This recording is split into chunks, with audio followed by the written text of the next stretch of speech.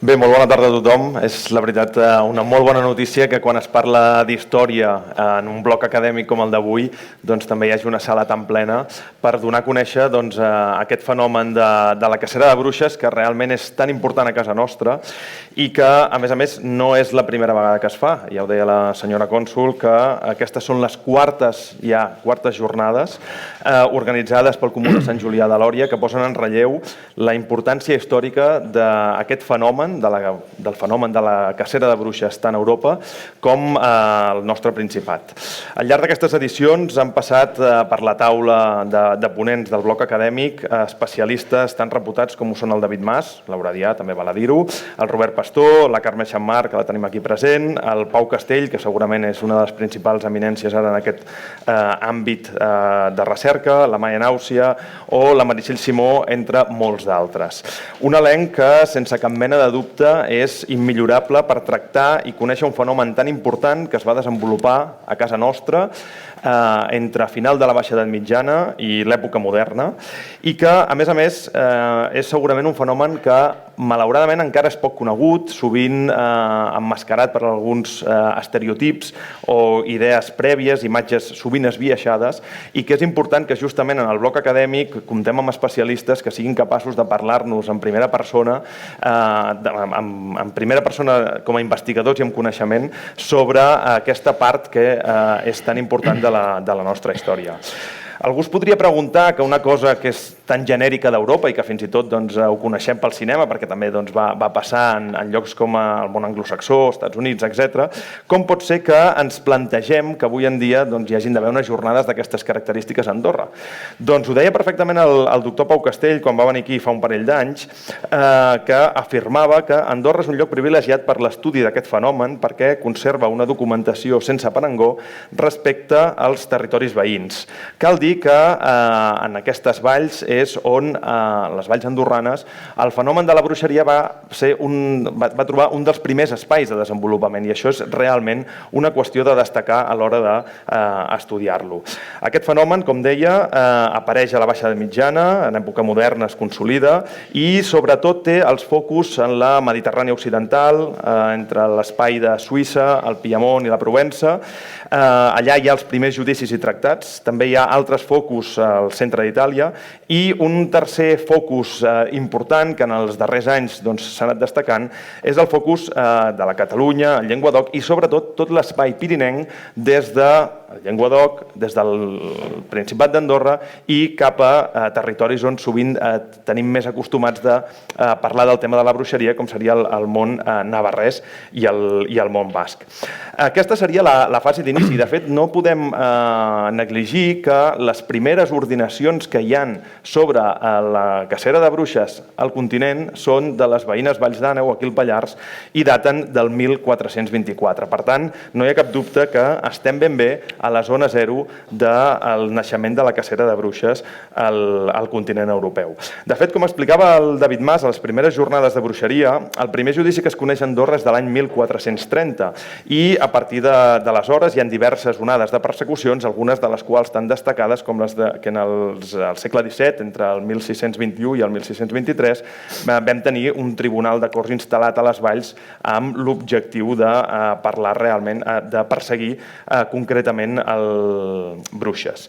M'atreviria a dir doncs, que és més necessari que mai estudiar aquest fenomen i fer-ho justament des d'aquí i que justament, a més, es faci una divulgació. Quan parlem del crim de bruixeria, de què parlem? Doncs bàsicament parlem de tot aquest fenomen que neix en aquesta època final de l'edat mitjana i que es basa en la idea que un grup de persones es reuneix i s'organitza en una mena de secta que ret culte al diable en forma d'un aplec. Es creia que els integrants d'aquest complot diabòlic tenien la capacitat de donar el mal, de provocar la malaltia i la mort a persones i animals a través de mitjans malèfics i que ho podien fer tant utilitzant verins, metzines, de vegades la paraula metzinera ja ens vincula a la bruixa, com a través d'altres mitjans més obscurs, com enviant, entre cometes, el que podríem anomenar encanteris. A qui es perseguia? Doncs la mecànica de la cacera de bruixes a Andorra consisteix bàsicament en el que es fa a la resta d'Europa. La majoria d'ocasions són els mateixos veïns els que denuncien i acusen els seus veïns i altra gent del poble i, per tant, l'acusació és una acusació d'origen popular i que sovint són moltes persones que estan afectades, ja sigui per la mort d'un familiar, d'animals, i que tenen com a boc expiatori persones en concret que sovint són persones marginades de la comunitat. És cert que van ser les dones les més perseguides pel crim de bruixeria, però d'entrada val a dir que no és un crim que en teoria estigui relacionat amb una raó de sexe, és a dir, és un crim que tant poden cometre homes com dones. De fet, hi ha alguns territoris en concret que la persecució és d'un 90% d'homes i un 10% de dones. Això és, però, l'excepció, perquè, de fet, amb xifres globals, a Europa, entre el 75 i el 80% de les acusades són dones i, per tant, això cal vincular-ho amb la misogínia i el patriarcat instaurat a l'època. Les dones són més febles i, per tant, més propenses a caure en cultes diabòlics. Aquesta és la mentalitat, el que es pensava en aquell moment quan es desenvolupa la idea d'aquest crim. Això porta a que siguin justament les dones les més damnificades i que on la cacera de bruixes és més dura, siguin justament les dones les que més ho pateixen. Fa un parell d'anys, Amaya Nàusia va venir i ens va fer una ponència sobre el cas Navarrés, que ens parlava d'una persecució de dones d'entre el 70 i el 80% en el cas que ell havia estudiat. Avui, i ara em permetreu que passi al castellà per presentar el nostre ponent, vamos a conocer otro territorio que nos es próximo, como es Aragón, que al fin y al cabo hemos visto Navarra, hemos visto Andorra en ponencias previas de los años previos y ahora nos faltaría un poco conocer otro paralelo para ver no solo lo que pasa aquí, sino también lo que está pasando en territorios próximos. Y para esto tenemos hoy con nosotros a Carlos Garcés Manau, que es quien nos va a hacer la ponencia Aragón, tierra de brujas, caza de mujeres en el condado de Aranda. Nuestro especialista nació en Huesca en el año 1965, es licenciado en Geografía e Historia por la Universidad de Zaragoza y especialista en Historia Medieval y autor de varios libros publicados, como lo son El escudo de Huesca, Historia de un símbolo, El Ayuntamiento de Huesca, Historia, Arte y Poder, La mala semilla, Nuevos casos de brujas, Aragón en el sistema solar, que esto yo creo que tiene un poco de relación con otro tema que nos ha presentado el currículum, que es socio fundador y vicepresidente de la Agrupación Astronómica de Huesca, me imagino que va un poco por ahí. Y otro libro que es un poco el más reciente, que son Las brujas y la condesa, que lo he estado ojeando esta tarde y que realmente es un estudio muy profundizado sobre la cuestión. Pues sin más dilación, voy a pasar la palabra a Carlos para que nos pueda ilustrar sobre la persecución de la brujería en Aragón. Muchas gracias.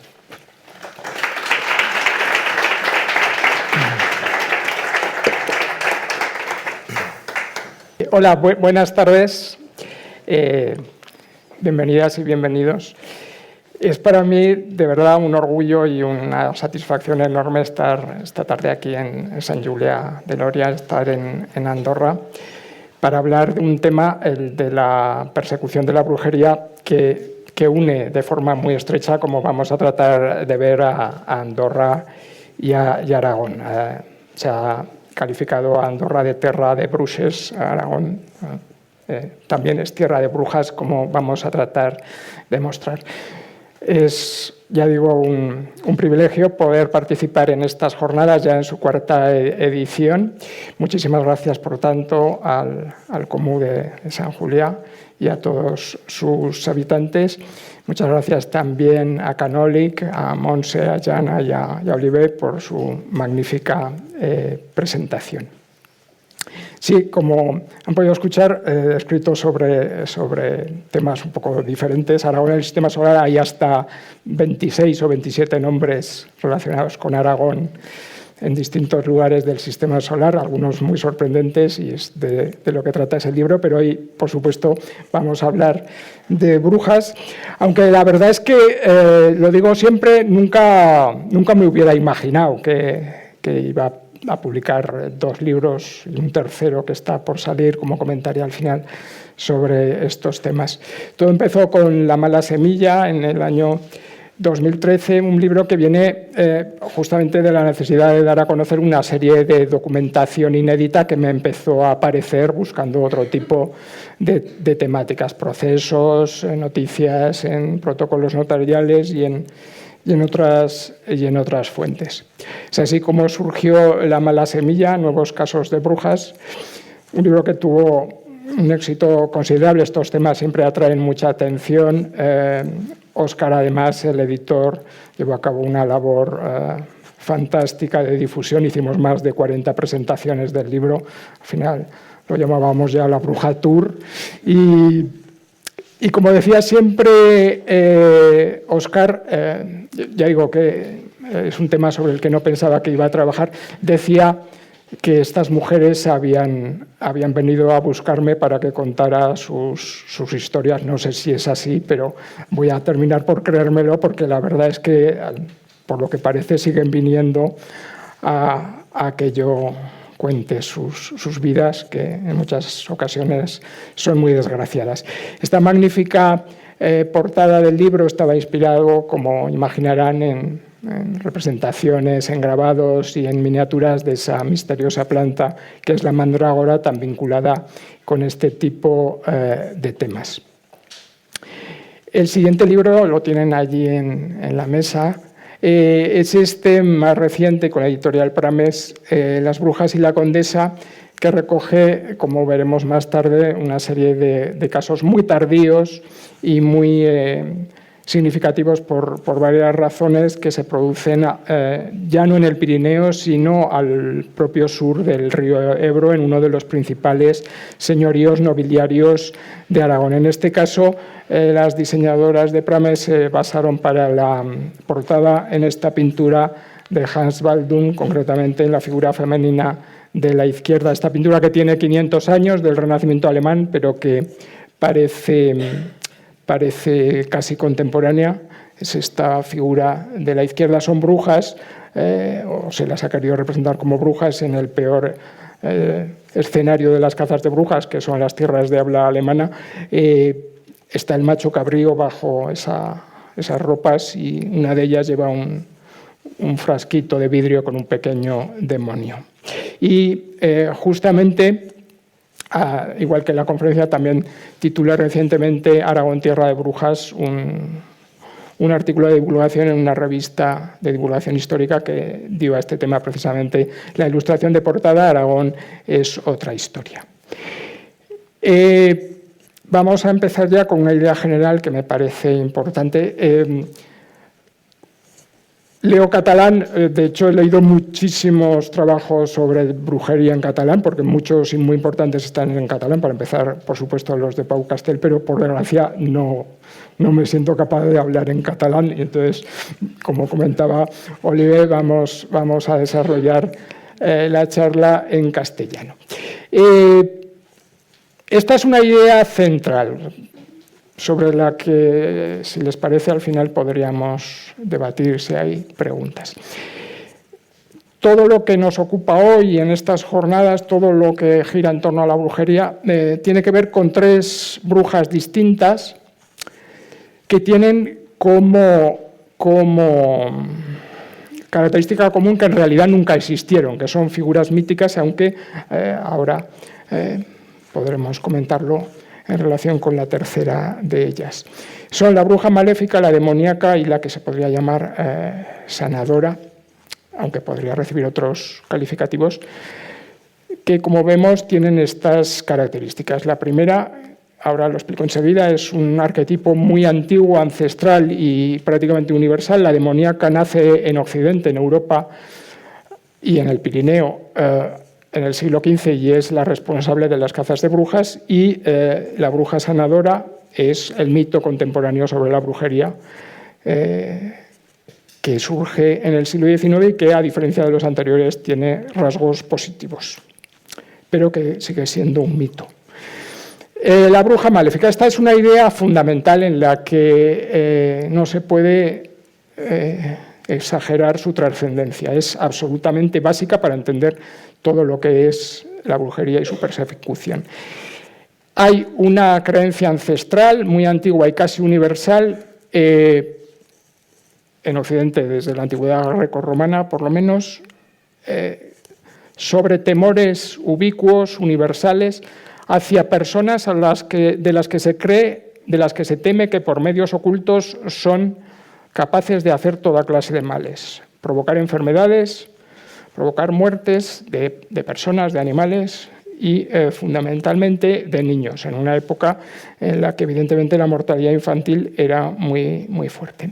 Y de esas personas se pensaba además, y esta es una creencia de nuevo ancestral y universal, que esas personas eran sobre todo mujeres. ¿Por qué se pensaba que eran mujeres? Eso ya nos llevaría muy lejos y es muy difícil. Son las preguntas que más nos importan, las más difíciles de contestar, pero el vampiro es un arquetipo masculino, la bruja es un arquetipo femenino. Esa evidentemente no es la respuesta, pero es una pregunta absolutamente fundamental. Pero hay que saber eso, que es un arquetipo muy antiguo.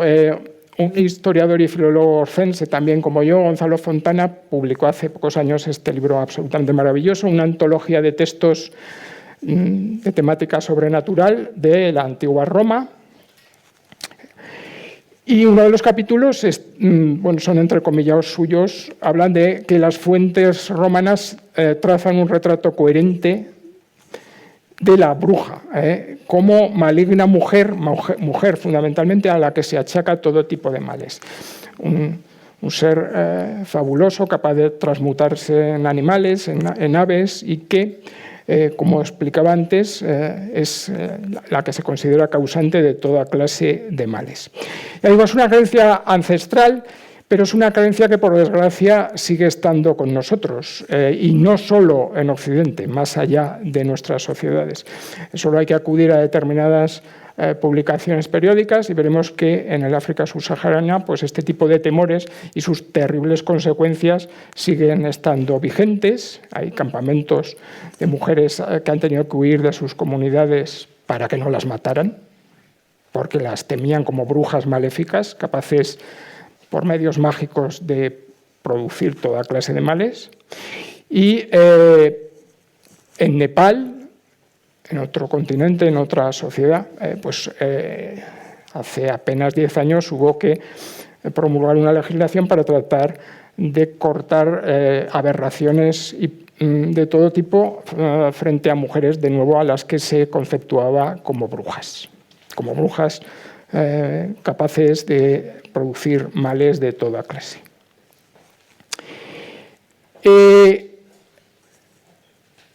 La bruja maléfica es un temor permanente. Es anterior a las cazas de brujas, que empezaron en el siglo XV.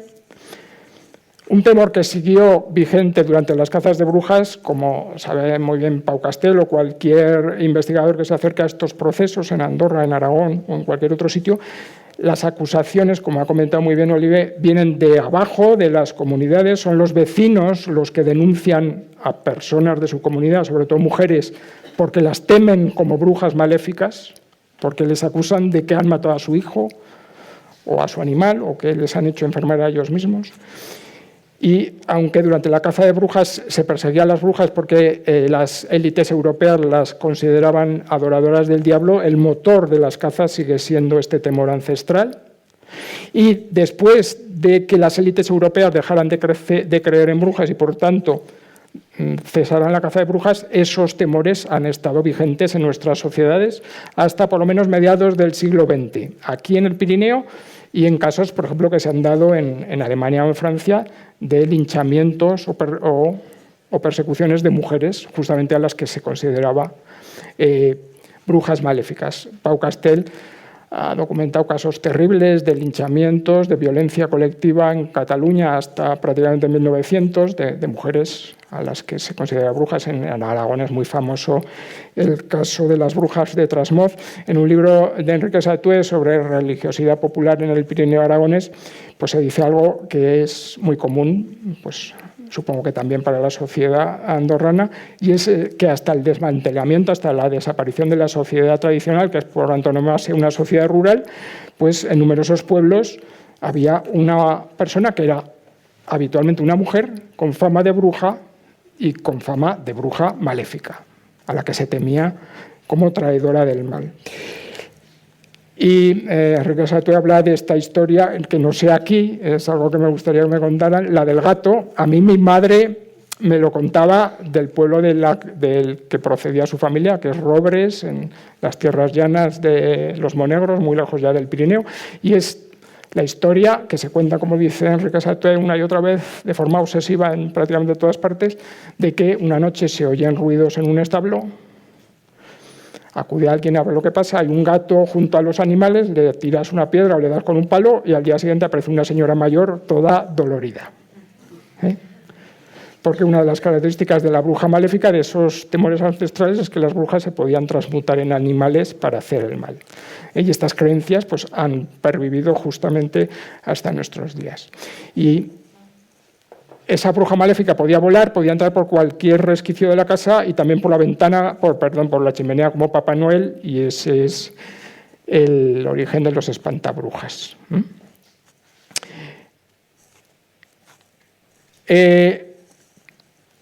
Sobre esa base que es permanente, en el siglo XV en Europa occidental se añadió la segunda bruja y esa es la chispa que desencadenó la tragedia.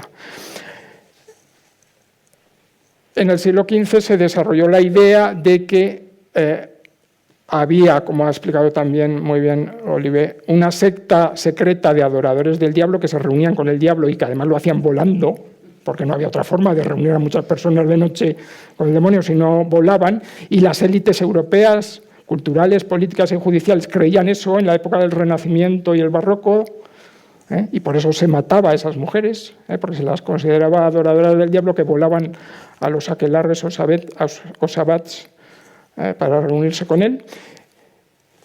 Es esta nueva creencia que se suma a la de la brujería maléfica, en la que desencadenan las cazas. Los historiadores hablan de unos 60.000 víctimas en Europa. En Aragón tenemos documentadas ya unas 150 mujeres ajusticiadas frente a un hombre. La proporción en Aragón es 151, que es como la de Andorra, más o menos prácticamente un feminicidio porque no hay hombres.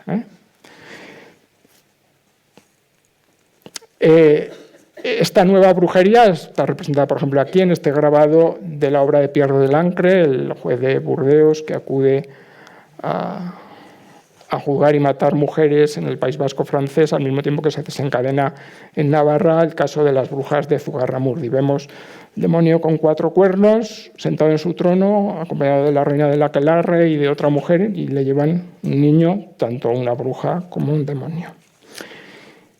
Este mapa es fundamental, también ha aludido a ello Oliver, Pau Castel en su libro La caza de brujas en Cataluña. Esa brujería demoníaca, esa nueva concepción, nace en un triple foco.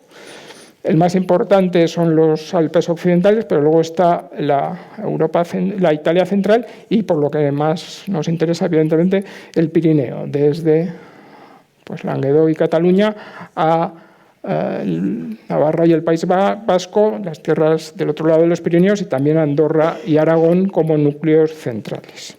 Luego, desde aquí se extenderá al resto de Europa, el Malleus Maleficarum, por ejemplo, el más famoso tratado contra las brujas, que está en femenino ya, es el martillo de las maléficas, no de los maléficos, que sería Maleficorum, que eso ya lo dice todo.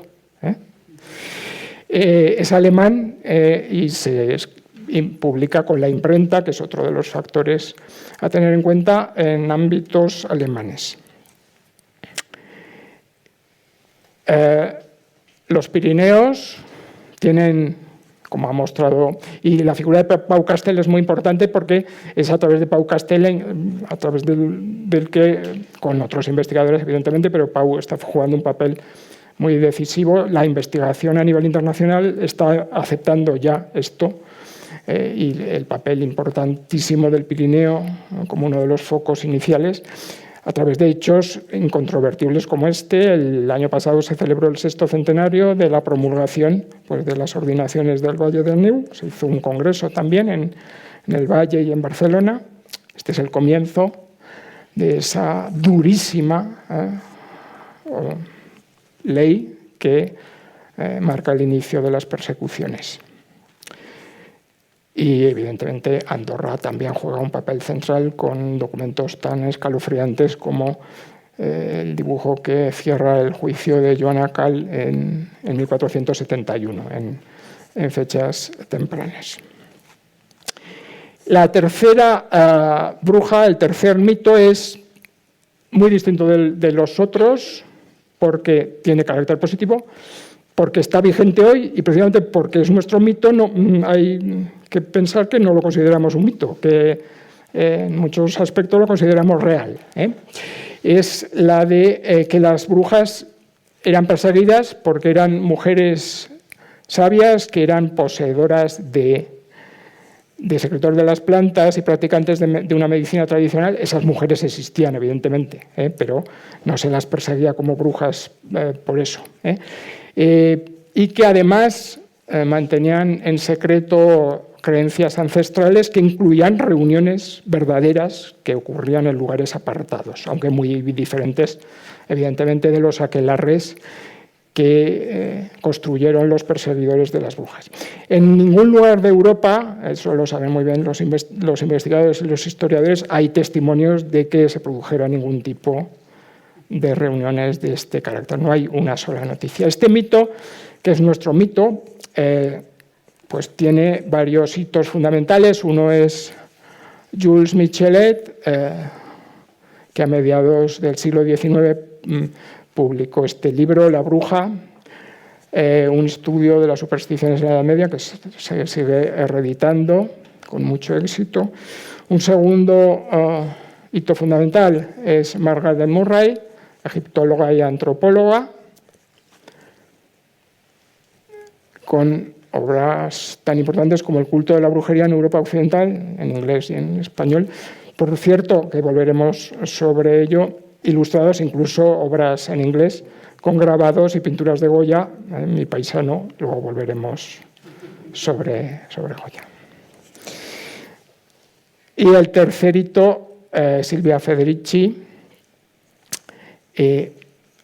El miércoles van a tener la fortuna de contar con Judith Prat, que hablará desde otra perspectiva, y está muy bien porque eso va a encender el debate y a abrir muchos interrogantes. Va a contar cosas muy distintas de las que ahora yo mismo estoy diciendo. Tienen también en la mesa una obra suya y otra, Calibán y la bruja, mujeres, cuerpo y acumulación originaria. Acumulación originaria es acumulación capitalista. Silvia Federici vincula las persecuciones de las mujeres acusadas de brujas con los orígenes del capitalismo, entre otros factores. Bueno, pues un tercer mito, que es nuestro mito, el de la bruja como ser positivo. Luego, al final, si quieren, podremos volver sobre ello. Voy a mencionar brevemente algunos hitos básicos, por su importancia, de la historia de la persecución de la brujería en Aragón, y eso nos llevará al condado de Aranda, que es el que vehicula ese libro que está allí, Las brujas y la condesa. En la primera etapa hay hechos que relacionan de forma absolutamente íntima a lo que ocurre en Andorra con lo que ocurre en Aragón, justamente porque ambos pertenecen a ese ámbito pirenaico fundamental en el inicio de esta historia que ha definido Pau Castell. Y es que durante medio siglo, desde el primer caso que tenemos documentado en Aragón, que vamos a ver ahora, que es de 1498 hasta mediados del siglo XVI, el demonio al que se menciona como ser con el que se reúnen las brujas se le llama Boc de Viterna, que es como aparece también en fuentes al otro lado de los Pirineos, aquí en Andorra, por supuesto, y en Cataluña, que es una figura muy enigmática. Buco es el macho cabrío, parece que no hay muchas dudas con eso, y al demonio se le representó muchas veces como macho cabrío. De Viterna aún no sabemos muy bien qué es eso de Viterna, y parece un topónimo dónde estaba y cuál es el origen de esta expresión, pero es así como aparece. Luego, desde mediados del siglo XVI, en los juicios aragoneses, y supongo que aquí pasará lo mismo, se sigue hablando del demonio y de sus reuniones con las brujas, pero ya no se le llama nunca más Boc de Viterna, es el demonio. Este es el primer ejemplo que tenemos en Aragón, de 1498. A esta mujer de Cenarbe, un pueblo ya abandonado junto a Villanúa, en el Pirineo, lo juzga la Inquisición que ha creado los Reyes Católicos 20 años antes, y de hecho es el más antiguo proceso de brujería de la Inquisición española en todas partes. Y cuando el fiscal del Santo Oficio la acusa de ser bruja, pues se menciona justamente, y en palabras del fiscal del Santo Oficio, no en las confesiones de esta mujer. El Boc de Viterna aparece en las acusaciones, con unas palabras mágicas que tienen que decir las brujas, además, para salir volando. Y se untaban, la acusación está en castellano, y bueno, está modernizado, pero más o menos es esto lo que pone, y se untaban con ciertos untos y ponzoñas en ciertas partes de su persona. Y después de untada y de invocado al demonio, y de haber dicho estas palabras, sobre harto y sobre espina, a lana de Boc seamos aína. Aína es pronto. Harto en aragonés es un arbusto espinoso, así que se dice 2 veces lo mismo.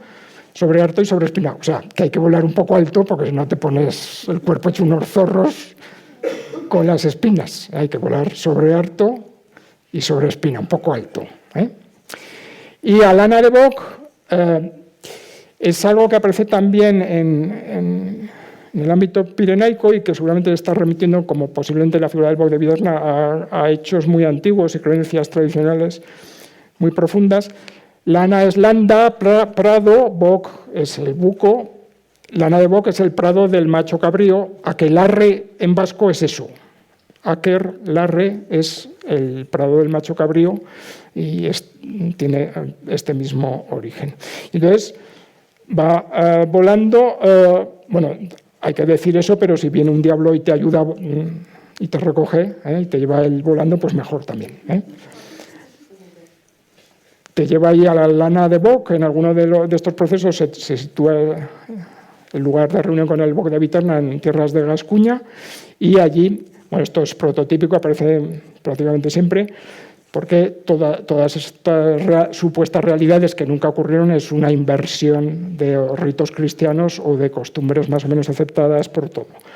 Entonces, al diablo hay que besarlo, ¿y dónde se le besa? Pues en el culo. Es el óculo infame que aparece claramente en todas estas acusaciones. En relación con el Boc de Viterna solo traigo este otro caso, que es uno de los más espeluznantes de la historia de la brujería aragonesa, que con otros procesos está en la Biblioteca de Burdeos. Ocurre en Monzón, no es ya la montaña, es en tierras llanas, y es muy extraordinario porque Monzón en estos momentos no es cualquier lugar. Monzón en estos momentos es el centro de la cristiandad en muchas ocasiones. En Monzón reunió en estos años el emperador Carlos V Cortes Generales de la Corona de Aragón. Para no tener que ir a Aragón, Cataluña y Valencia, esto lo hizo varias veces Carlos V y también Felipe II, y en el siglo XV ya había ocurrido alguna vez. Se ordenaba que todos se reunieran en Monzón, a orillas del Cinca. Entonces, en distintos lugares se reunían las Cortes de Aragón, las Cortes de Cataluña y las Cortes de Valencia. Entonces el emperador, en vez de tener que ir de Aragón a Cataluña y Valencia, iba de un sitio a otro de Monzón. Y reunía allí las Cortes Generales de Monzón. El emperador con toda su corte, es decir, el centro de su imperio mundial, se reunió en Monzón en 1528 y en 1533, además de otras veces.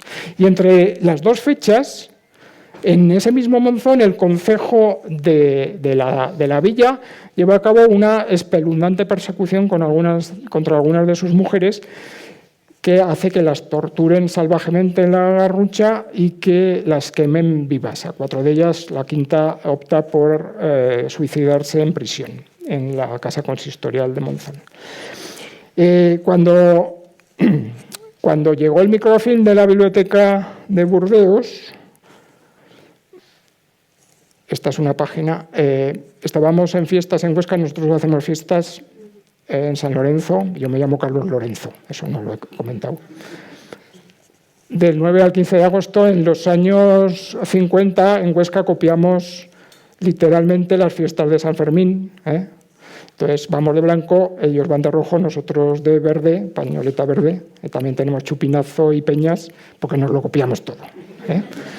Pero como es antes de que yo naciera, pues yo no he conocido otra cosa. Entonces, llegó la digitalización en plenas fiestas.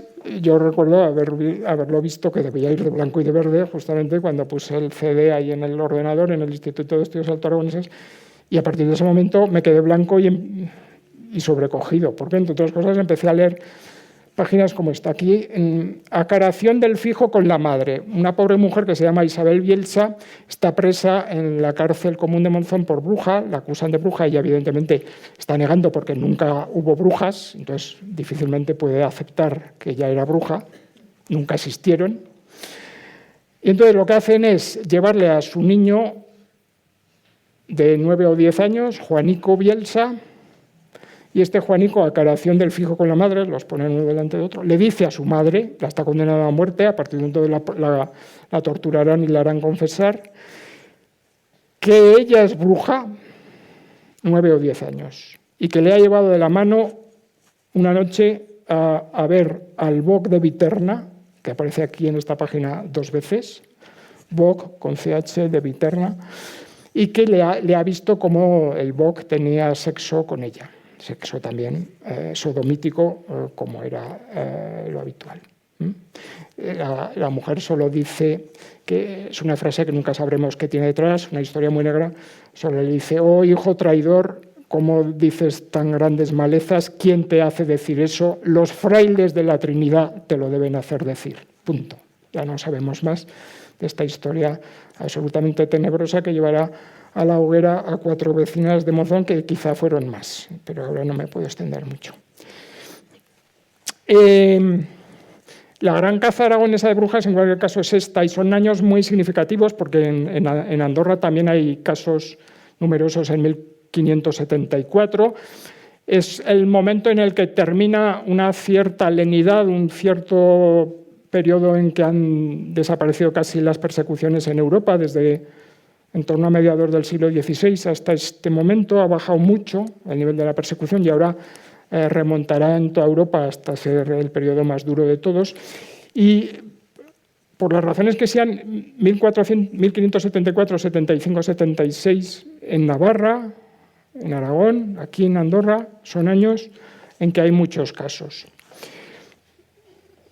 En buena parte del Alto Aragón hay una histeria antibrujeril que sigue a otra sobre el bandolerismo, que ese es uno de los posibles factores desencadenantes. En cualquier caso, aquí tenemos el único hombre que no se conserva el proceso sobre la noticia de su ahorcamiento, el único hombre contra 150 mujeres que tenemos documentado.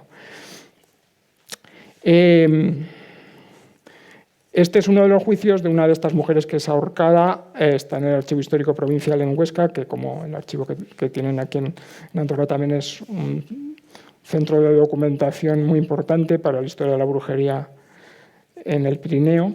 Es el Valle de Aísa, un valle pirenaico. Y este caso es muy estremecedor y además tiene que ver con un tipo de fuente documental que, eso con Ángel Gari, el principal especialista de la brujería en Aragón, lo hemos discutido mucho y es algo que hay que ver qué pasa aquí. Tiene que ver con un tipo de fuente documental que, por lo que sabemos, tiene pocos paralelos fuera de Aragón. Esta mujer es ahorcada en 1574. Esta es la fecha. Ponían, para hacerlo más solemne, la fecha en latín y otras partes en latín, pero el resto está en castellano. Bueno, en este caso no, pero las demás partes de los procesos estaban en castellano. En cualquier caso, la ejecución se ha producido el 16 de octubre de 1574. En este momento hemos visto que Narbona Arcal es juzgada y seguramente condenada por la Inquisición, pero en este momento hace ya tiempo que la Inquisición no persigue mujeres por brujería en Aragón. En este momento y hasta el final van a ser las autoridades seculares, sobre todo los concejos aragoneses, los que persigan y maten a sus mujeres. Los concejos estaban hechos exclusivamente de hombres, así que los hombres altoaragoneses condenaban y ahorcaban, porque no las quemaban ahora, sino que las ahorcaban a sus mujeres acusadas de brujería. Y esta mujer es ahorcada el 16 de octubre de 1574 y es un caso muy excepcional porque sabemos que ese mismo día, imaginen en qué circunstancias, esta mujer había hecho testamento ante notario y con 2 testigos. Día 16 de octubre es Juliana Bernués, del Valle de Aísa. Me podría extender mucho con estos testamentos, pero nos llevaría muy lejos. Lo más increíble de todo, porque se supone que estas mujeres van a morir como brujas y en esta época se suponía que las brujas eran adoradoras del demonio y que habían renegado de Dios. Pues si quitamos la frase que aparece al comienzo de estos juicios que hace el testamento, estante capta y detenida en la cárcel común de la dicha villa de Aísa, está haciendo testamento mientras está detenida y en este caso sabemos que a continuación la ahorcan. Si quitamos esa frase, estos testamentos son indistinguibles de cualquier otro vecino. Quieren ser enterradas en sus iglesias, hacen donaciones piadosas y es más, sus vecinos les permiten, por lo que se ve, que se entierren en sagrado.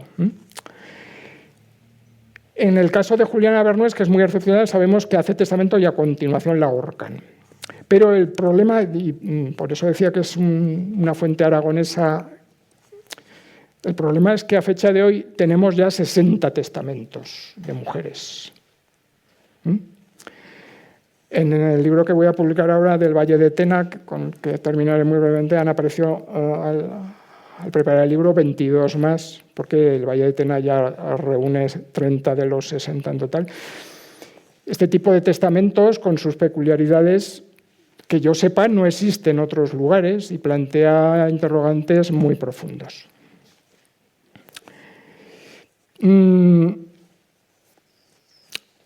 Por lo que he visto, en 1593 también hay un pico de persecución en Andorra y en 1592, el año anterior, ha tenido lugar la matanza más terrible de mujeres en el Pirineo aragonés, en un momento en que Aragón está vuelto del revés, se han producido las alteraciones de Aragón.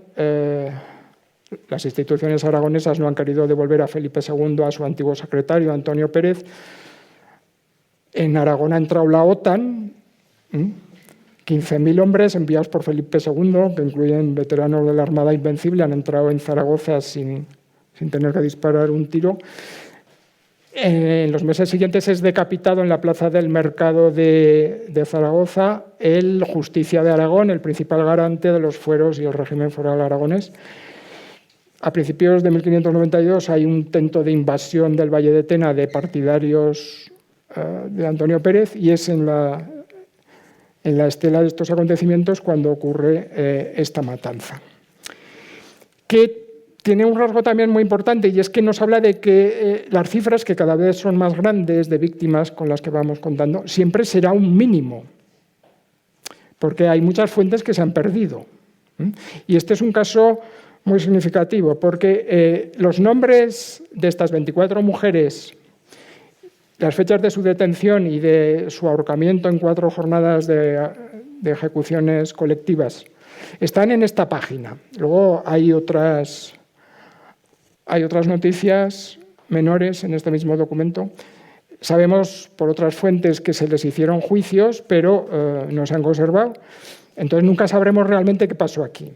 Solo sabemos que estas 24 mujeres fueron ahorcadas en los primeros meses de 1592 en varios pueblos del entorno de Las Paules, en Ribagorza. Y claro, es que este documento no se encontró de forma casual en la iglesia de Las Paules hasta hace 40 años. Hasta ese momento no sabíamos nada de la suerte de estas mujeres. Seguimos sabiendo muy poco, pero conocemos sus nombres y los lugares de los que eran estas 24 mujeres ahorcadas en 1592. Sempere, la iglesia de San Pedro, allá en Ribagorza, alude seguramente al propio pueblo de Las Paules, que es el que más aporta en número de víctimas, y las demás son de otros lugares del entorno de Las Paules. Muy cerquita de la frontera ya con el Pallars. Bien, y de forma un poco más extensa,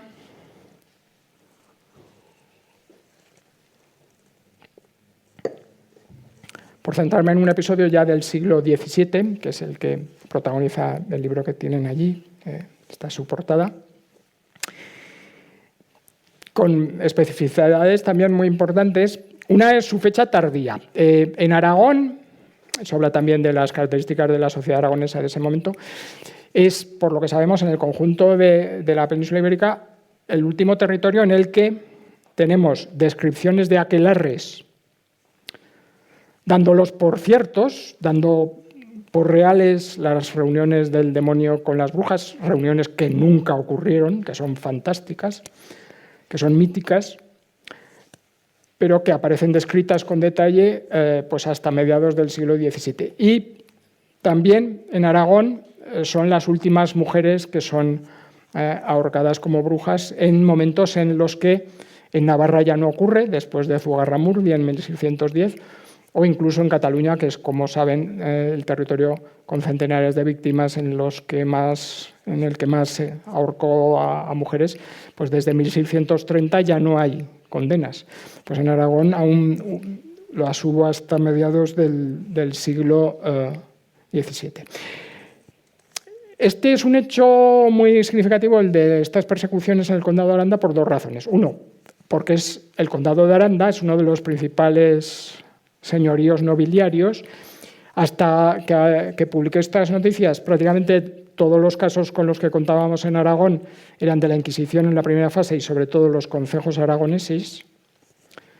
Pero esto es un señorío nobiliar y además no está en el Pirineo. El condado de Aranda está al sur del Ebro. El Aranda es uno de los ríos tributarios del Jalón, que es uno de los afluentes más importantes del Ebro. Tiene dos escenarios: Épila, a orillas del Jalón, donde tenía su palacio los condes de Aranda. El más famoso conde de Aranda es el del siglo XVIII, el 10º conde de Aranda. Estos son el quinto conde y la quinta condesa de Aranda, y este era su palacio, esta enorme construcción triangular. Ellos fundan, a la vez que se están produciendo estas persecuciones, este convento de monjas inmaculistas, unido, como en otros lugares, por un paso elevado que permitía a los nobles no tener que cruzarse con el vulgo para ir a misa. Desde el palacio se accedía a la iglesia por ese paso elevado. Esto no es nada nuevo. Los emires y califas de Córdoba tenían también uno para pasar del alcázar a la mezquita. Y se ha dado en muchos sistemas de gobierno. Luego veremos que en estas ventanas soleadas es a las que se acercaban las mujeres para buscar en sus espaldas, como veremos enseguida, la marca del diablo. Y los juicios, por lo general, se iniciaban allí en Épila, pero luego se las trasladaba 20 kilómetros a otro señorío de los condes, Almonací de la Sierra, y en ese castillo que está arruinado, pero que tiene esa planta rectangular, ahora es propiedad particular además, allí se juzgó y se torturó a estas mujeres, a estas pobres mujeres.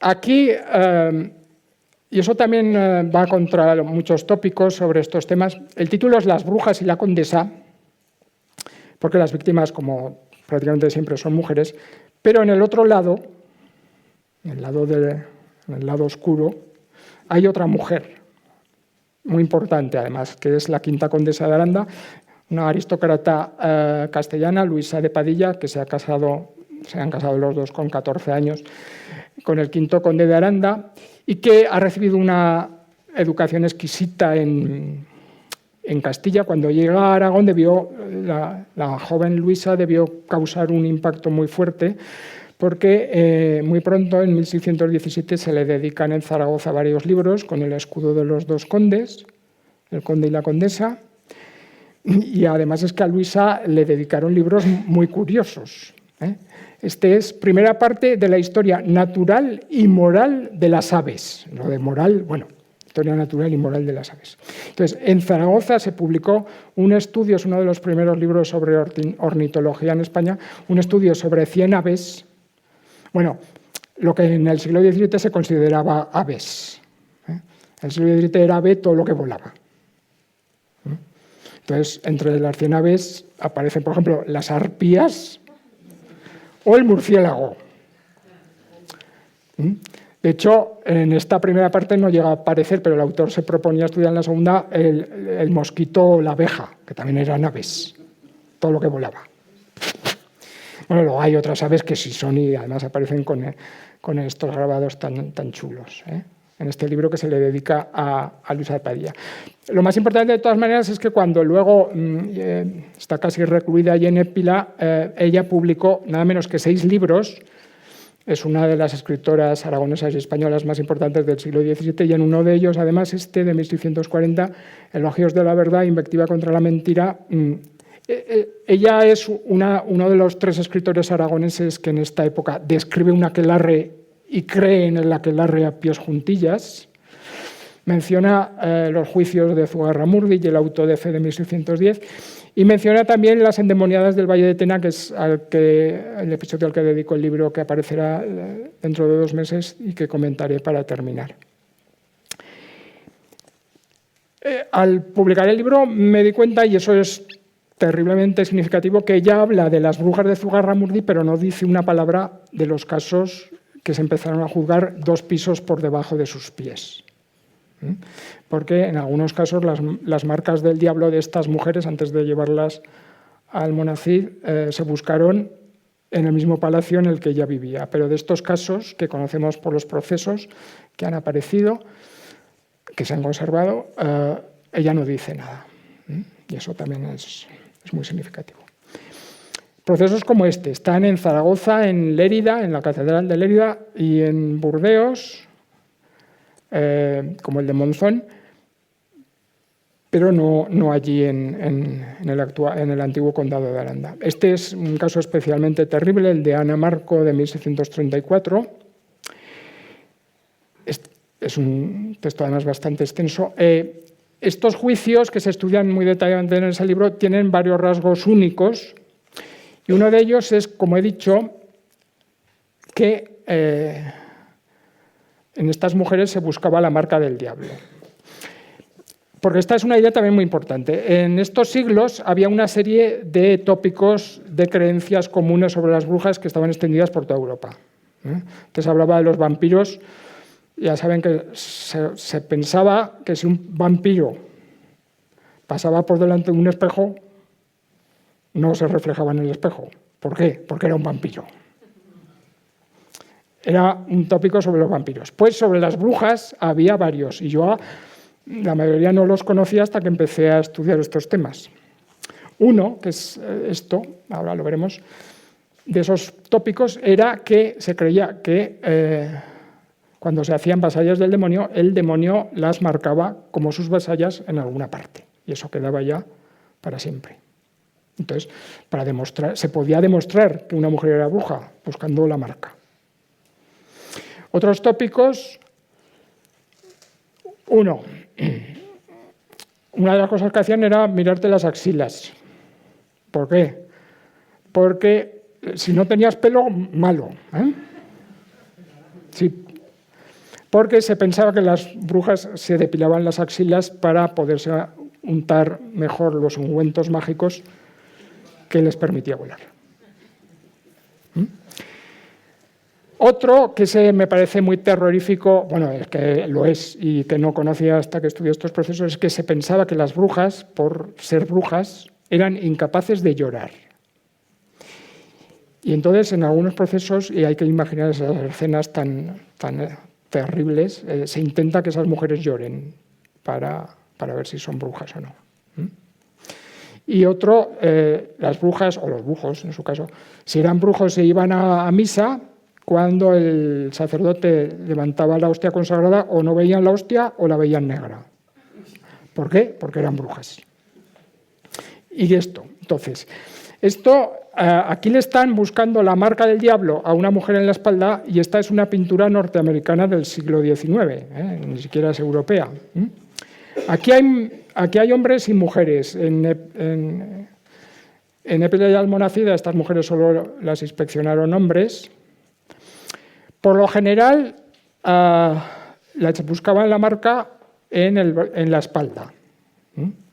Y además en el lado izquierdo de la espalda, que parece ser donde el demonio las marcaba con preferencia.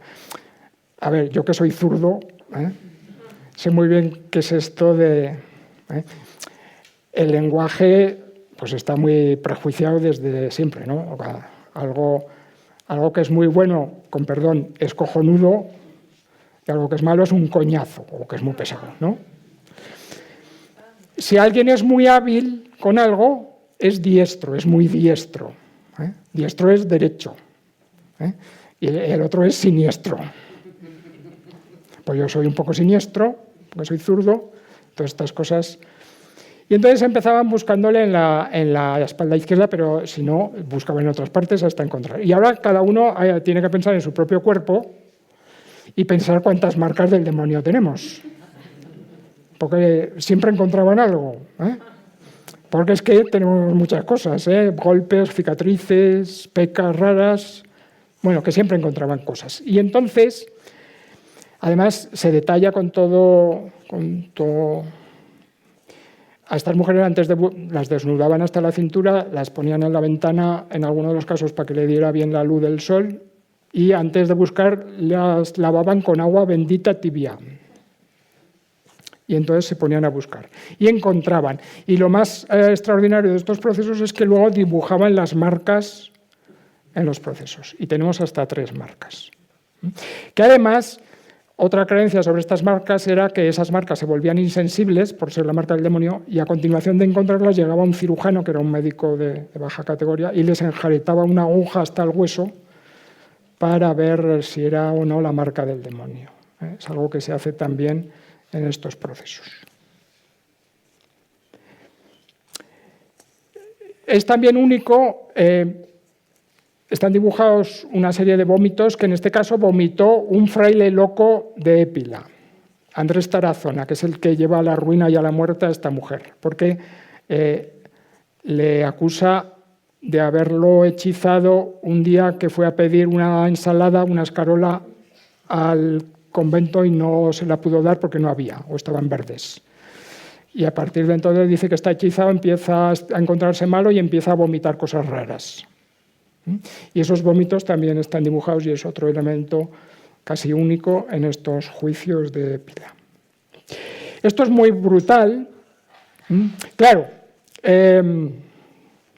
tenemos que pensar, está el gobernador general del condado de Aranda allí en el castillo rectangular de Almonacid de la Sierra juzgando a estas mujeres.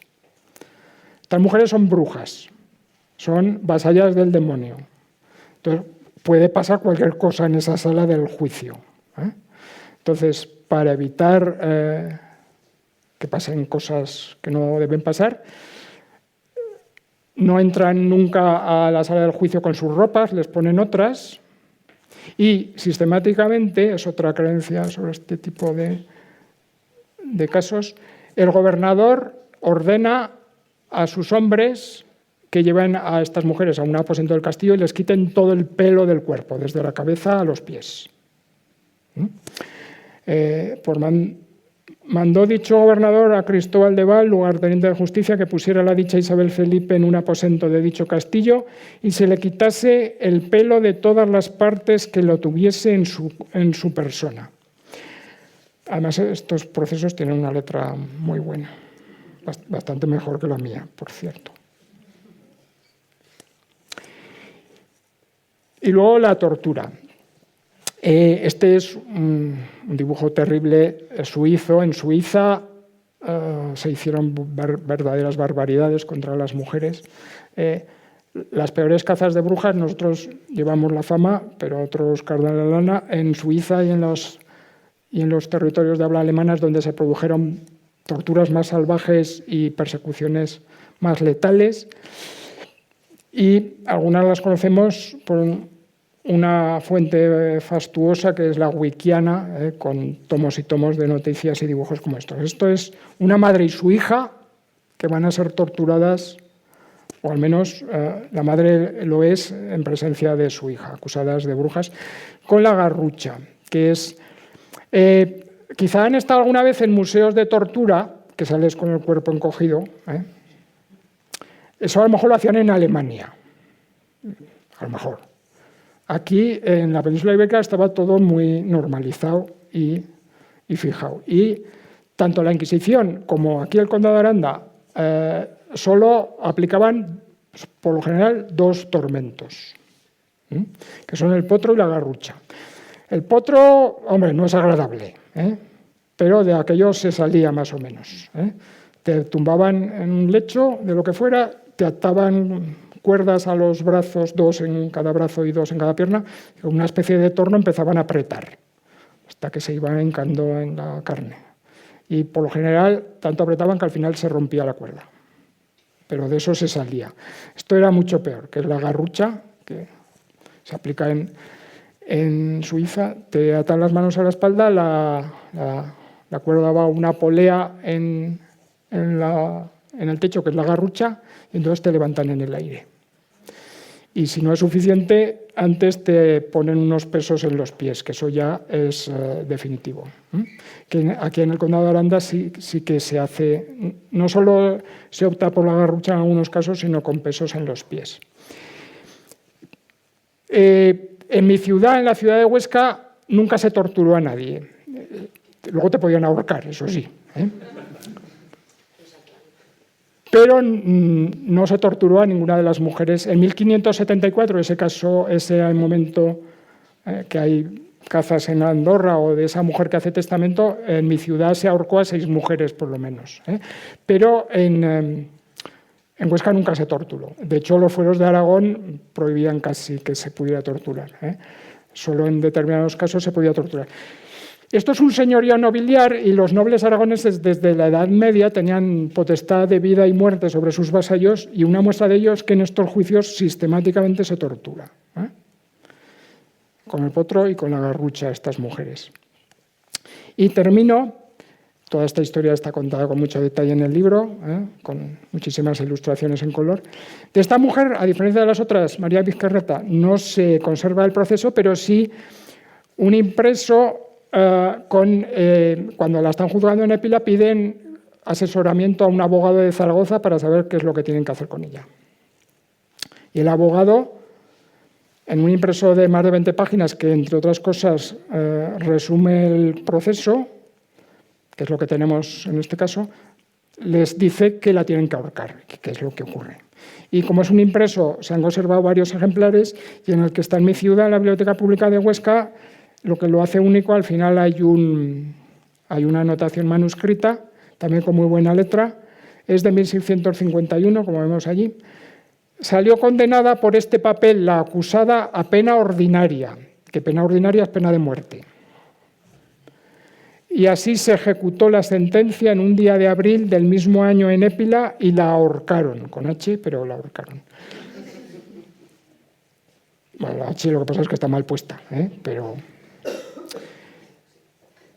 Por lo que sabemos, esta mujer que es ahorcada en Épila, y al hacerlo en Épila es posible que fuera una ejecución pública, sería la última mujer juzgada y condenada a muerte por bruja en España. Luego hubo, como he comentado antes, linchamientos populares de mujeres que se consideraban brujas por sus vecinos. Pero esto es un juicio por brujería que acaba en pena de muerte 20 años después de que hayan terminado en Cataluña, 40 años después de que hayan terminado en Navarra. A partir de este momento ya por fin, afortunadamente, terminan estas histerias y estas locuras. Y por eso ya para ir terminando, como decía mi paisano, la verdad es que tener como paisano a Francisco de Goya es motivo, uno de los genios más grandes de la historia del arte, por muchos motivos, entre otras cosas porque se autorretrató un montón de veces. Pero que es, hemos visto antes los libros de Margaret Murray, por ejemplo, para ilustrarlo. Es muy frecuente todavía hoy que en el mundo anglosajón, por ejemplo, o fuera de España, cuando se publica un libro sobre brujería, aparezca ilustrado con Goya. ¿Por qué? Porque Goya es uno de los artistas europeos que más y mejor representó el mundo de la brujería y de la fantasmagoría vinculada a las cazas de brujas. Y lo más notable de todo eso es que Francisco de Goya lo hizo más de un siglo después de que terminaran las cazas de brujas. Seguía vigente ese temor ancestral en los pueblos a las brujas maléficas, pero ya no se perseguía por los jueces o las autoridades a las brujas desde hacía un siglo. Y sin embargo, los ilustrados, amigos de Goya como Moratín o el propio Goya, estaban muy interesados por este tipo de hechos. De hecho, Moratín en 1810, en plena Guerra de la Independencia, cuando se cumplen 2 años del auto de fe de las brujas de Azugarramurdi, Moratín reimprime los impresos que aparecieron entonces, y eso no lo puedo explicar ahora, pero es a través de Moratín y las reediciones de su obra que la palabra aquelarre ha acabado pasando al español. En el resto de Europa, para hacerlo encima todo un poco antisemita y todavía peor, las reuniones de las brujas con el demonio son el sabbat o la sinagoga. En el mundo hispánico es aquelarre, a partir de nuevo del mundo pirenaico, pero a través de la figura de Goya y su amigo Moratín. Y ya digo, Goya, aunque está un siglo por detrás de las cazas de brujas, es a través de pinturas y grabados, que vamos a ver algunos muy rápidamente, pues quien ha creado algunas de las imágenes más imperecederas de estos mitos terribles. Aquí, aquelarre, varias mujeres, todas son mujeres prácticamente, acuden a reunirse con un macho cabrío con los cuernos adornados. ¿Y qué le llevan? Le llevan niños pequeños. Bueno, la de allá lleva a los niños como si fueran sardinas en un espeto. Y aquí hay niños por el suelo. Afortunadamente, no sé aquí en Andorra, creo que tampoco, pero en los juicios aragoneses no aparece una característica muy terrible de las cazas de brujas en Europa. Por ejemplo, en las fuentes de los Alpes es muy frecuente la de que el demonio, cuando se reunía con los brujos y las brujas en el aquelarre, se servían unos banquetazos tremendos y lo que se comían muchas veces eran niños pequeños, que eran los niños que habían matado a las brujas, u otros niños que eran desenterrados de los cementerios. Y luego también con los niños se hacían ungüentos. Eso sí, también me sorprendió mucho descubrir, es otro tópico muy curioso, en los aquelarres se comía sin sal, no se usaba sal, era una especie de régimen dietético a van la letra, no se usaba sal.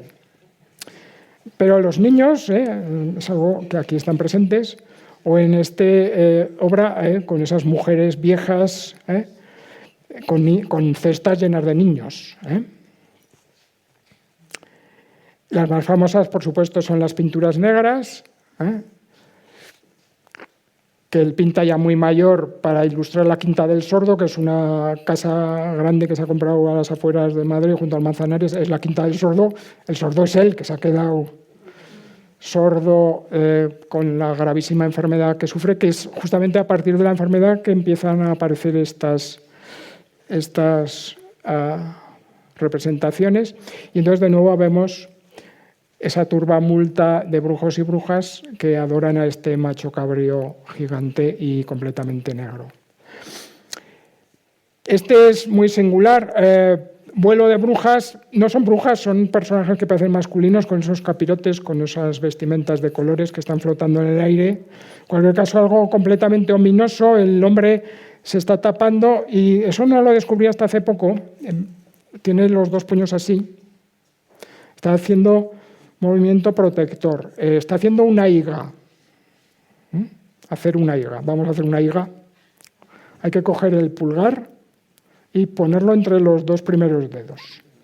A ver, háganme higas todos.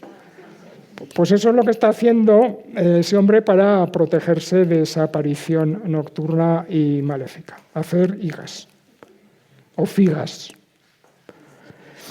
Y esta, que solo hay una imagen en blanco y negro porque está en paradero desconocido, parece ser que lo tiene un particular en México, es la cocina de brujas, con seres que se están metamorfizando en animales y saliendo con la escoba por la chimenea, que es algo que aparece también en alguno de los grabados. Los grabados son estupendos, además de porque son maravillosos, porque Goya además ponía título a cada estampa.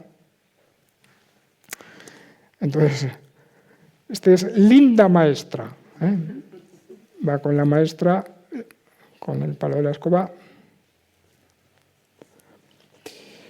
Aguanta que te unten. No salgas ya disparado, que hay que terminar de untarte con el ungüento. Había ungüentos que eran los que producían los maleficios y causaban enfermedad y muerte, y otros eran los que servían para volar. Por eso te miraban en las axilas. Mucho hay que chupar. Este es muy siniestro porque lo que hay que chupar son los niños pequeños que están en la cesta, estas brujas ancianas que casi están fumando rape, no sé qué están haciendo allí. Y los murciélagos, esas aves, ya saben. Ensayos, no sabemos muy bien de qué, pero un enorme macho cabrío, los gatos que aparecen por aquí. Y otro tópico, si amanece nos vamos. Hay otro tópico más. Es decir, si amanecía, pues aquello se desvanecía. Pero eso aparece en todos los procesos prácticamente, o muchas veces. Si estabas allí con el demonio, lo último que tenías que hacer era decir Jesús. Si estornudabas no había que decir nada. Si decías Jesús, ¡flash!, todo el mundo desaparecía.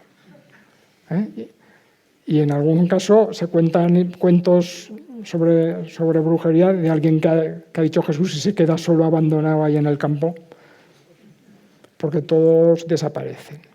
Y también había que estar mientras se hacía de noche, mientras era de noche. Bueno, y termino ya. De aquí a un par de meses publicaré también con la editorial Prames, en este caso casi 300 ilustraciones en color, un libro sobre uno de los casos más asombrosos de la historia de Aragón, que es conocido, pero sobre el que he podido aportar muchas noticias nuevas, que es, como vemos en el título, las endemoniadas del Valle de Tena. Esto que aparece aquí es, antes veíamos los vómitos de hechizos de este supuesto fraile, pues las endemoniadas del Valle de Tena vomitaban también precisamente porque se suponía que estaban endemoniadas toda clase de cosas, y en 1640 el párroco de Villanúa envió a la Inquisición en Zaragoza una carta diciendo que algunas de sus feligresas estaban vomitando hasta 100 hechizos en un día, y enviaba a uno de ellos con la carta, y la carta está con la documentación y el hechizo está con la documentación de la Inquisición en el Archivo Histórico Nacional. Lo descubrió Ángel Gari e intentaremos que aparezca también reproducido en el libro. ¿Qué pasó allí? Pasó esto. Durante 5 años, el libro va a tener bastante extensión porque es que pasaron muchas cosas y muy sorprendentes. Unas 60 mujeres, la mayoría adolescentes, la mayoría muy jóvenes, cayeron endemoniadas, o al menos así lo creyeron todos los que las vieron. Eran sobre todo vecinas de 2 pueblos. En Tramacastilla, que llegó a haber 50 mujeres posesas, tenía unos 250 habitantes. Así que hay que imaginarse lo que fue aquello durante años y años. Aquí los acusados son hombres y la Inquisición juzgó y torturó a 3 hombres, sobre todo el principal acusado es Pedro de Arruego. Aquí pasaron cosas muy asombrosas. En el cementerio de Tramacastilla, mujeres que se arrojan a las llamas para tratar de salvar los hechizos que las ataban a los demonios, que se tiraban desde lo alto sin sufrir daños, que reptaban como serpientes en la iglesia, vómitos de hechizos, como acabamos de ver, diálogos muy curiosos entre los diablos, que tienen nombres, por cierto, y los exorcistas, y uno de los hechos más conocidos también, pero que sigue siendo muy impactante. Finalmente, 3 años después de que comiencen las posesiones, uno de los inquisidores del Tribunal de Zaragoza sube al Valle de Tena, que él, además, cuando está allí, se convence de que esos son posesiones demoníacas. Está allí 2 meses y a los 2 meses se muere en Tramacastilla. Entre sospechas de que ha sido hechizado, además, hay testimonios de que los demonios le han robado las ropas, incluyendo los calzoncillos, y que las tienen ocultas por la casa. Esto tiene también bastante que ver con la brujería, y con eso termino, y tiene que ver además con los mormones. En el Valle de Tena este episodio ocurre justamente después de que termine un siglo entero de persecuciones contra las mujeres del Valle acusadas de brujería. Aquí no se han conservado los procesos, pero durante un siglo, sin que la Inquisición interviniera en ningún momento, las autoridades del Valle han estado juzgando y ajusticiando a mujeres acusadas de brujería. Esas mujeres pasan, que por cierto, una de las cosas más impresionantes, porque aquí hay muchísima documentación en el Valle de Tena, durante 2 siglos, siglos XVI y XVII, no hay ni una sola mujer del Valle de Tena, sea cual sea su clase social y su nivel de riqueza, capaz de firmar sus documentos. Ninguna sabía leer ni escribir, ninguna. En la población masculina el analfabetismo está muy extendido también, pero no es absoluto. Bueno, pues durante un siglo estas mujeres son acusadas como brujas y finalmente, cuando termina eso, pasan a ser víctimas y endemoniadas. En este caso los acusados son hombres. Ya digo, no se conservan los juicios, pero hay una documentación, sabemos que se les hicieron, pero no se han conservado, como en las paules, por ejemplo. Pero hay muchísimas noticias en los protocolos notariales y, entre otras cosas, antes hablaba de los testamentos y de cómo es una fuente que nos interroga de forma muy directa. Durante la preparación del libro, un investigador anterior, Manuel Gómez de Valenzuela, en el Valle de Tena, ya había encontrado 8 testamentos de mujeres presas. Yo he encontrado 22 más,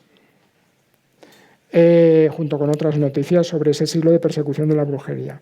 Y lo he hecho gracias a este señor.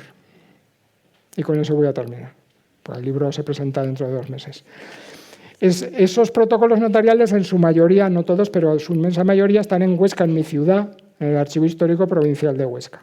Entonces, yo puedo ir al archivo y consultar esos fondos. Pero puedo seguir consultándolos cuando el archivo está cerrado o en verano, porque no sé si saben que los mormones, una religión que funda Joseph Smith en 1830 en Estados Unidos, desde hace más de un siglo y cuarto, están reproduciendo los archivos de todo el mundo. Sobre todo con microfilms. De todo el mundo, porque es que en los años 80 llegaron a mi ciudad, y si llegaron a mi ciudad es que han estado en todo el mundo. Y imaginen la cantidad de dinero y de esfuerzo y de logística que hay que manejar para esto. En los años 80 se llegó a un acuerdo con el Ministerio. El Archivo Histórico Provincial de Huesca fue un caso piloto con los mormones. Entonces, los mormones se comprometían a microfilmar los 11.000 protocolos notariales del archivo, algunos con 1.000 páginas. Se llevaban el microfilm que hacían y a cambio dejaban gratis una copia en el archivo que gratis se hacía con la copia de todo el fondo. Nosotros visitamos, cuando yo era estudiante, visitamos el archivo y entonces estaban ahí los mormones, había un señor con un trípode, plas, 3 años. Eso. ¿Qué hacen luego con eso? ¿Por qué lo hacen? No lo voy a explicar ahora. Pero, ¿qué hacen con eso?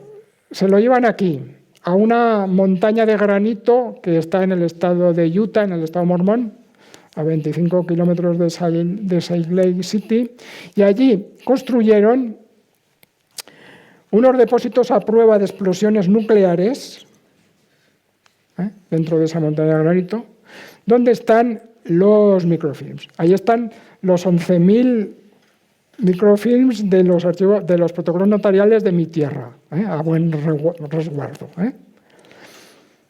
Y además los mormones, a más, desde principios de este siglo, han digitalizado ese fondo y lo ponen a disposición de todo el mundo, tampoco voy a explicar ahora por qué, gratuitamente en esta web, que como deben tener además muchos acólitos en Hispanoamérica, cuando entras la página está en español, que es FamilySearch.org. Entonces, resulta que FamilySearch.org es uno de los recursos patrimoniales históricos más brutales y más alucinantes del mundo. Y en buena medida he podido preparar el libro porque entrando a FamilySearch podía consultar 200 protocolos notariales del Valle de Tena y además descargar la reproducción de los documentos en mi ordenador. Y así es, entre otras cosas, como encontré, gracias al bueno de Joseph, esos 22 testamentos. Bueno, no quiero cansar mucho más. Ya digo, ha sido un privilegio, un placer enorme estar aquí con ustedes esta tarde y nada, que me han hecho feliz. Gracias.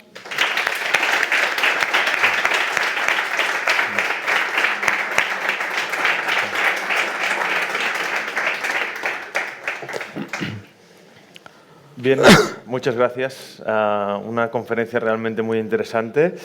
Y vamos a dar paso ahora si hay alguna pregunta o alguna cuestión, algún tema para el debate. Hola, buenas tardes o buenas noches. Yo le quería hacer una pregunta. ¿Qué podría guardar algún... A ver, déjame pensar porque en castellano es un poco complicado esto. Que usted en la conferencia ha señalado coincidencias cronológicas, ¿no? En caza de brujas en diversos territorios del Pirineo. La pregunta del millón sería, ¿tiene algo que ver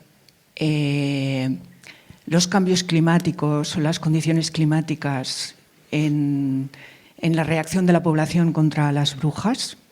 Sí. ¿Cuál sería su opinión? Esa es una cuestión fundamental y de hecho hay cosas en las que los investigadores a nivel internacional están más o menos ya seguros de que van por buenas pistas. Una que solo menciono es la de que hay una relación directa entre centralización política y judicial y cazas de brujas. En aquellos estados más fuertes o con recursos de poder más amplios, las cazas de brujas o no existen o son muy leves. Eso tiene que ver, enseguida entro con el cambio climático, eso tiene que ver, por ejemplo, sobre la brujería tenemos muchos tópicos y como pasa por lo general con los tópicos, la mayoría son falsos. Entonces siempre se piensa que fue la Inquisición la que persiguió sobre todo a estas mujeres y además de forma muy cruel. Pau Castel en sus estudios y otros investigadores ya han mostrado, por ejemplo, que en Cataluña y pasa también en Aragón, hay mujeres que se salvan de ser ejecutadas por sus concejos precisamente porque su paso pasó a la Inquisición. Entonces eso tiene que ver directamente con lo que pasa, por ejemplo, en la Corona de Castilla. En la Corona de Castilla, donde el poder de la corona era más fuerte y por tanto también la capacidad de actuación de la Inquisición, que era uno de los brazos del poder del Estado, en la Corona de Castilla no hay prácticamente, o las hay sobre todo solo en alguna etapa, por ejemplo en Cuenca hay algunos casos al principio, pero no hay cazas de brujas a esta escala como las que hay en Andorra, en Cataluña, en Aragón o en el País Vasco y Navarra. Las meigas en Galicia pueden tener un papel muy importante en la cultura tradicional, pero en Galicia no hay cazas de brujas a la europea tal y como las conocemos. Las casas de Brujas a la europea, en el peor sentido del término a la europea, se producen en el espacio pirenaico. Sentido amplio porque llega, en el caso aragonés, hasta Huesca y Monzón. Y el ámbito pirenaico, entre otras cosas, se caracteriza porque son territorios forales. Cataluña es un territorio foral, Aragón es un territorio foral, Navarra y el País Vasco lo son, en los que el poder de la corona y de la Inquisición es menor que en Castilla. Pasa lo mismo en Italia. Desde el momento en que el papado crea una Inquisición, ya había una Inquisición medieval que la había creado el propio pontificado, pero en el siglo XVI el papado crea una nueva Inquisición a imitación de la que habían creado los reyes católicos, hacia 1542, que es la que luego juzga a Galileo, por ejemplo, o manda a la hoguera a Giordano Bruno. Pues desde ese momento prácticamente no hay cazas de brujas en la Italia católica. Entonces hay una relación directa entre el Imperio alemán, que estaba fragmentado en cientos de estados, es donde hubo peores persecuciones. Ese sería un factor. Y el otro es el que mencioné y es una idea muy, muy, muy importante. Cada vez conocemos mejor... Claro, esto es muy goloso porque uno tiende a explicar demasiadas cosas con el cambio climático, pero hay que decir que desde hace 2000 años, ahora estamos en otro escenario porque evidentemente es el ser humano el que ha entrado en acción, ¿no? Y está cambiando el clima, además de forma muy rápida. Pero eso también pasa de forma natural. A veces luchamos contra el cambio climático, pero sobre supuestos que son también míticos, que son también falsos. Pensamos que el cambio climático es malo porque lo normal es que el clima no cambie. El clima ha cambiado siempre, a escalas mayores o menores. Y durante los últimos 2000 años hay 4 periodos. El que se llama óptimo climático romano, que va más o menos del 200 a.C. al 200 después de Cristo, que es cuando se produce la expansión romana y el nacimiento del Imperio Romano, con todo lo que supone. Las crisis del Imperio Romano justamente empiezan cuando acaba ese periodo, que además los periodos un poco más fríos son más largos, es lo que se llama la Edad Oscura, aunque yo, que soy licenciado en Historia Medieval, pues no son términos que me gusten mucho. El caso es que más o menos desde el 200 o 300 después de Cristo hasta el 900, pues hay un periodo más frío con hechos históricos muy notables que ahora no voy a mencionar. Desde el 900 o el año 1000 hay otro periodo de 400 años más o menos como el romano, que es el periodo cálido medieval, que es fundamental porque es cuando nace Europa, por muchas razones, en el que no hay pestes, cuando nace el románico y el gótico y nacen las universidades y se produce la reconquista y las cruzadas como expansión de la Europa cristiana en aumento demográfico y expansión urbana y comercial, no hay pestes, entre otras cosas, que es algo que va unido a ese periodo un poco más benigno. Las pestes empiezan justamente cuando termina ese periodo, hacia 1300, la primera peste, la más grande, es la de 1348, la peste negra, y ese periodo empieza hacia 1300 y llega hasta el siglo XIX, nada menos. Es la pequeña edad de hielo. Por ejemplo, eso está perfectamente demostrado. Entre otros testimonios que tenemos es que cuando se han estudiado los glaciares de los Alpes, que ahora están en regresión, en la pequeña edad de hielo los glaciares avanzaron. Y el pico de la pequeña edad de hielo es el siglo XVII, que además se da un fenómeno muy curioso también. Galileo es el primer ser humano que utiliza el telescopio para observar el firmamento. Son pequeños anteojos que se ha fabricado él mismo. Entre otras cosas, es cuando empezamos a ver que el Sol tenía manchas. Entonces, el Sol es como si fuera vergonzoso, y desde el momento en que pudimos observar sus manchas, dejó de tenerlas, como si le diera vergüenza. Entonces, desde 1640, más o menos 45, hasta principios del siglo XVIII, durante 70 años más o menos, el Sol dejó de tener manchas. A partir del siglo XVIII han empezado los ciclos de de manchas de 11 años de duración hasta hoy, que estamos ya en el ciclo 25, pero desde el momento en que reaparecieron las manchas. Y eso, que se llama el mínimo de Maunder, ocurre precisamente en el pico de la pequeña edad de hielo, que es también en el mínimo de Maunder cuando Stradivarius hace sus violines. Entonces hay quien ha explicado las características de los violines por la madera de los árboles que crecieron. Bueno, que esto nos llevaría muy lejos. Entonces, a lo que vamos. Que sí, hay muchos historiadores que ven, evidentemente, en ese periodo más riguroso de cambio climático, una de las explicaciones de que las cazas de brujas se produzcan en ese periodo, o al menos que se disparen en determinados momentos. Porque claro, eso es una de las primeras cosas que me llevó a investigar estos temas. No lo he podido explicar. Cuando empecé, yo estaba vaciando sistemáticamente las actas municipales del Concejo de Huesca de los siglos XVI y XVII. Y anotaba todo lo que me parecía importante. Las decisiones que tomaba el Concejo año a año es como la memoria de la ciudad. Y entonces, entre otras cosas, me salía que en algunos momentos el Concejo estaba juzgando, incluso ahorcando mujeres por brujas. Entonces, eso me llamó mucho la atención, pero también me llamó la atención ver que eso se producía en determinados momentos y que luego había periodos en los que no aparecían esas noticias, ¿no? Entonces, como en Huesca sí que se han conservado muchos de los juicios que se hicieron ante el Justicia de Huesca, como tenía referencias con fecha y nombre concretos, pues en un momento determinado me fui a buscar esos juicios porque iba casi a tiro hecho. Y claro, el problema es que empezaron a aparecer los juicios.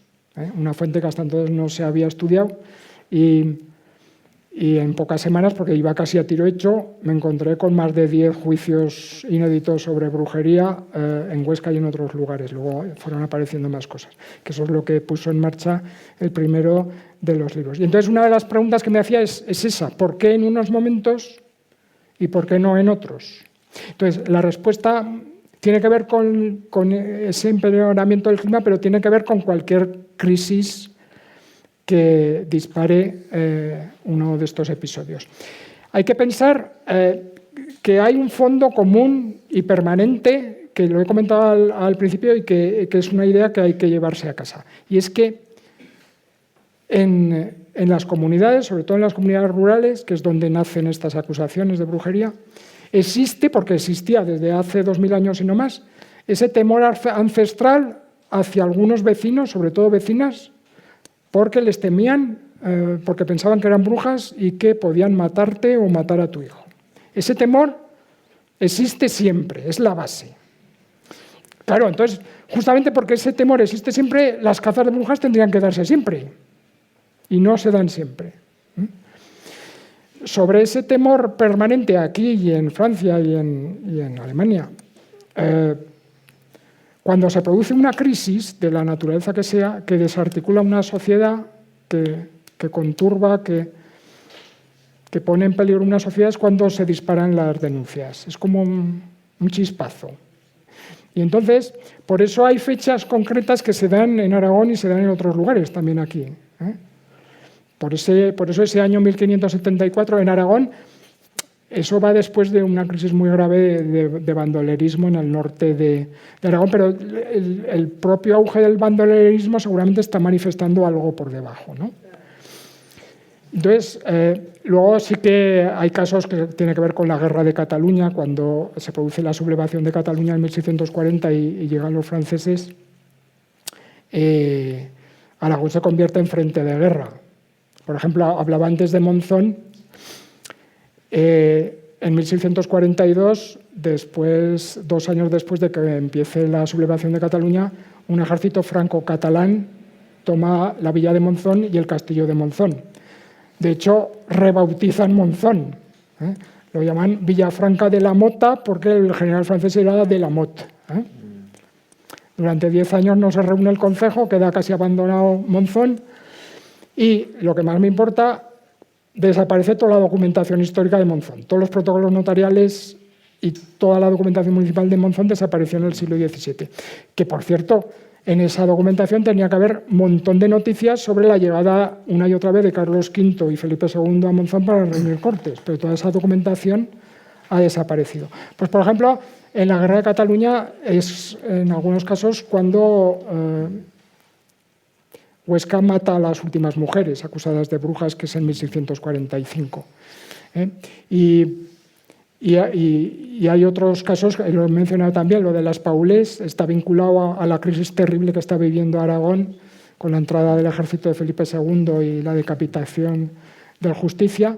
Pero evidentemente en Europa sí se han relacionado con malas cosechas, con hambres, con... Bueno, ahí tienen un relato en forma de cómic maravilloso, que es el año 1617, el año del diluvio.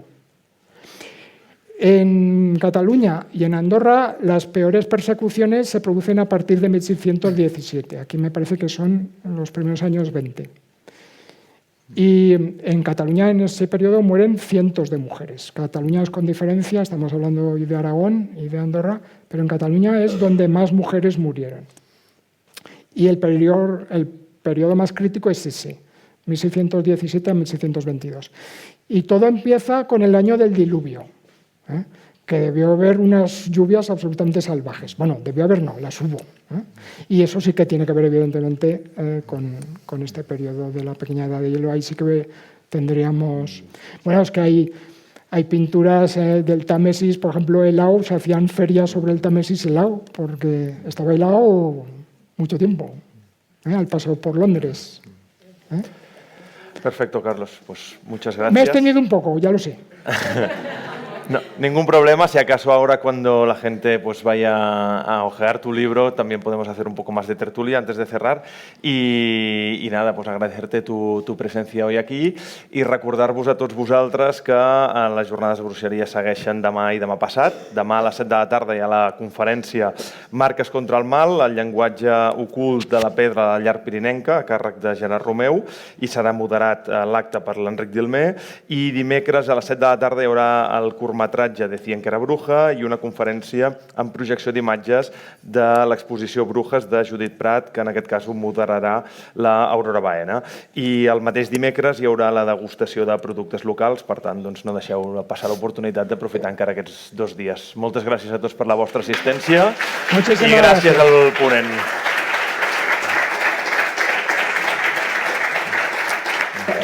Ha sido un auténtico placer, de verdad.